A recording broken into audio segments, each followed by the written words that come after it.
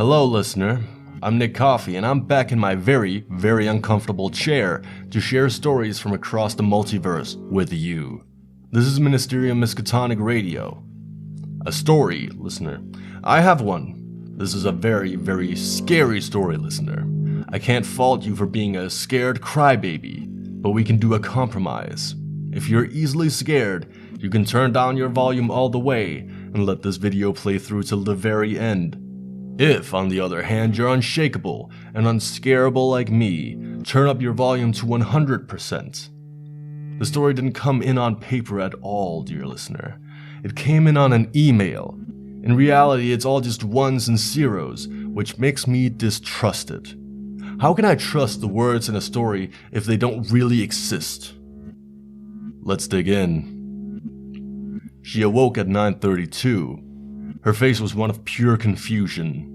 Upon seeing where she was, and understanding very little of it, she screamed.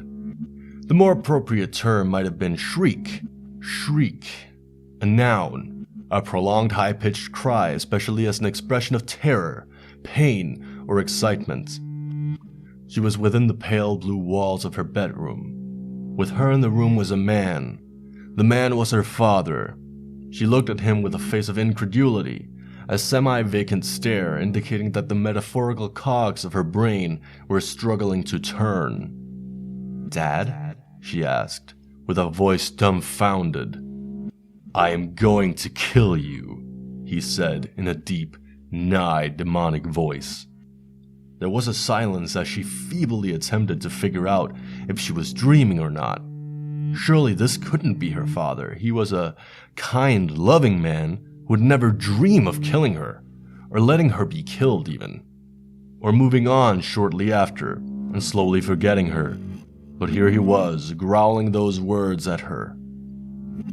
"What?" she asked, as though she could have simply misheard him. "I'm going to kill you," he said as his eyes opened wider, revealing an uncomfortable amount of whites in the eyes. When people look at you with that kind of stare, it can be hard to imagine that they mean you anything well. The best thing to do in these situations is to pretend they just thought of a funny joke, or maybe they were just born like that. "I'm going to kill you," he repeated. Then he repeated it again. "I'm going to kill you," he said. "I'm going to kill you. I'm going to kill you. I'm going to kill you. I'm going to kill you. I'm going to kill you." Her father, the man who taught her to ride a bike and helped her with her ever so difficult math homework, was unrelenting in his chant. It seemed to grow louder too, about 319% louder over a steady period of progression. She had already started crying by the third time he repeated himself. By the sixth time, she was bawling. By the 10th, she had finally mustered the strength to get out of bed, push her father aside, and run down the stairs.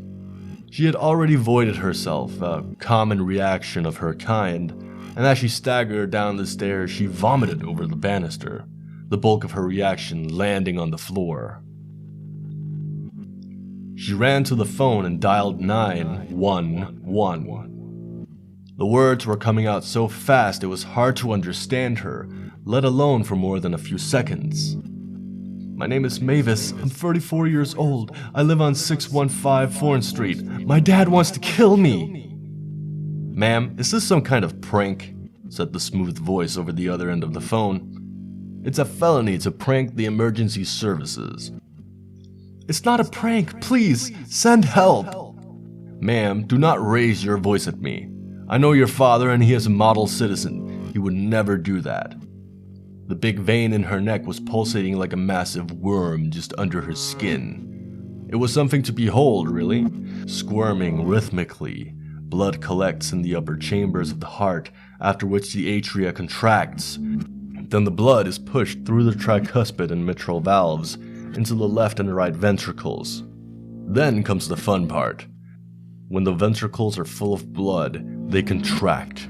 The tricuspid and mitral valves close as the pulmonary and aortic valves are opened, and oxygen-rich blood flushes through the arteries in the neck engorging them. They imply frustration, anger, and panic. "What's wrong with you?" she yelled. "Send an officer, please." "What's wrong with me?" the voice said. "Nothing is wrong with me, Mavis, but something is wrong with you, though. You're breaking the law. I'll be sending an officer over there, but they're not coming for your father. They're coming to kill you." The silence that pervaded the room was increasingly broken with the sound of her father slowly staggering down the stairs. It didn't make sense. Nothing made sense. Someone must have slandered her or committed some horrible crime in her name. These thoughts, like so many, must have been rushing through her tiny brain at the moment. "What?" "You've been a bad girl. They're coming to kill you." As the calming voice on the other end said those words, Mavis's father began chanting as well. It wasn't in rhythm, it was off, like the masterful work of a jazz musician. A rhythm that can only be appreciated by the attentive and the intellectually superior. "I'm going to kill you. They're going to kill you. I'm going to kill you. They're going to kill you." His scruffy face looked all the more deranged in the light of the downstairs kitchen. It was the perfect moment, the golden hour, some call it. She was dreaming. She had to be, right? Some say that dreams can be so vivid as to invoke the sensation of touch, smell, taste, and hearing. Absolutely, this was one of those. One of the dreams where you can't wake up from. One of the dreams you can't wake up from and feel virtually real. Maybe, just maybe, if she were to die, she might wake up. She noticed her father's erection. This is when she ran. She didn't stop for her shoes, and if she did, she would have noticed that her shoes were gone. As soon as she stepped outside the door, it began to rain. No, it began to pour. It was the worst rain she had ever felt. She could have attempted to be less negative, and considered the fact that she was slowly getting as clean as one can get from the rain. It didn't take a guard dog to locate her. Her feet were going to be cut and blistering by the end of this nightmare. "Help!" she shrieked, now with an appropriate tone of someone afraid of death. She kept screaming it, and wailing that one word. She bolted into the cul-de-sac, escaping like a blob of mercury from some enormous thermometer tube. The rain whipped her face and breasts. One with a sick, diseased mind might find some sadistic, evil pleasure in watching her squirm and scramble. It would be fair to say that if she had any knowledge of one such sadist watching her pale skin hammered by frigid drops, she would have collapsed right then and there. Maybe in more ways than one. Maybe her brain would suffer a fatal error and be forced to shut down. A hard reboot. A brainial collapse. She got into her car. That's what they do when they're scared. They get into their cars and abscond with their skins and hairs and waste.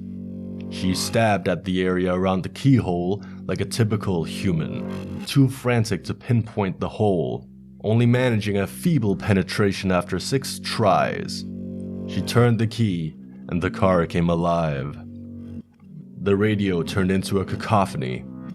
The CD slot, which she had left terribly cavernous for the entire time in which she had enslaved this big, sleek machine, began to whir. The record skipped on the same 1.5-second spot on the curiously non-existent disc, and repeated the same 2 words over and over again. "Dirty animal." It said it again, then again, and again. "Dirty animal. Dirty animal. Dirty animal. Dirty animal. Dirty animal." The car began to roll forward, and after a full 3 seconds of consistent egress, it clicked and died right there, in her very arms. Everything, including the record and momentum, vanished from her world. She bashed the wheel, and even the horn seemed quiet as a thief in the attic. She turned her key again. Once, then twice, then a 3rd time. Then, after 4 desperate ringings of the poor key, The engine turned once again. The record found new words. "The animal dies," it blared. "The animal dies. The animal dies. The animal dies." She put it in drive and absolutely floored the machine. The engine roared, the tires skidded and propelled her backwards with tremendous force. In this chaos, she felt her neighbor's mailbox. It might have been the panic, a theory to which I ascribe completely, that caused her brain to function outside of its norms. She put the car in reverse, expecting now the car to move forward rather than backwards. Her expectations, like all human expectations, were and are too lofty for the real world.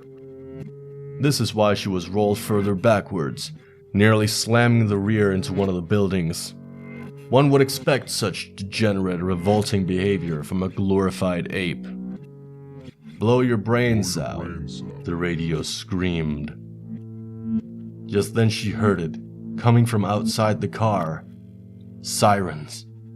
A part of her brain lit up with joy until it dawned on her. As the dispatcher had told her, they weren't coming to help. They were coming to hurt her.